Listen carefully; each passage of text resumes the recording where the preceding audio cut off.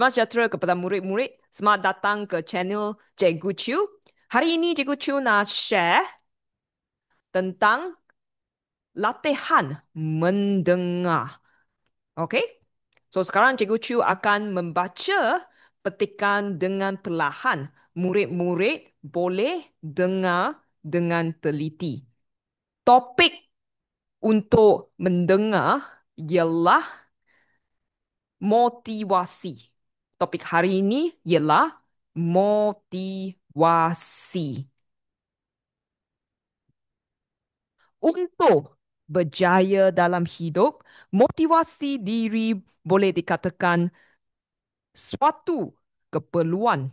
Kita mesti tahu cara untuk memotivasikan diri kita.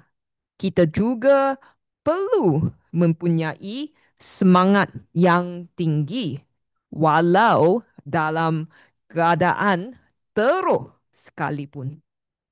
Sesiapa yang kehilangan semangat ketika melalui situasi yang sukar akan berdepan dengan kekalahan walaupun perjalanannya belum pun berakhir. Tiada sumber motivasi yang lebih kuat untuk anda berjaya dalam tujuan anda melakukannya. Tujuan anda menjadi inspirasi terbaik untuk memberikan terangsang dalam menghadapi kesulitan pada kemudian hari. Hal ini akan dapat membantu anda melakukan perkara-perkara yang dilihat mustahil pada pandangan manusia normal.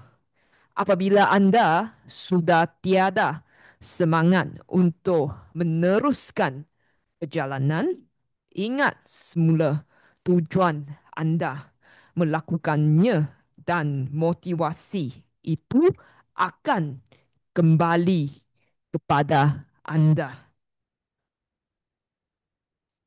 Itu sahaja daripada Cikgu Chu. Bagi soalan-soalan, Cikgu Chu akan letak gambar bawah comment sections. Kalau murid-murid nak jawab soalan tu, dipersilakan. Itu sahaja daripada Cikgu Chu. Sekian terima kasih. Salam sejahtera.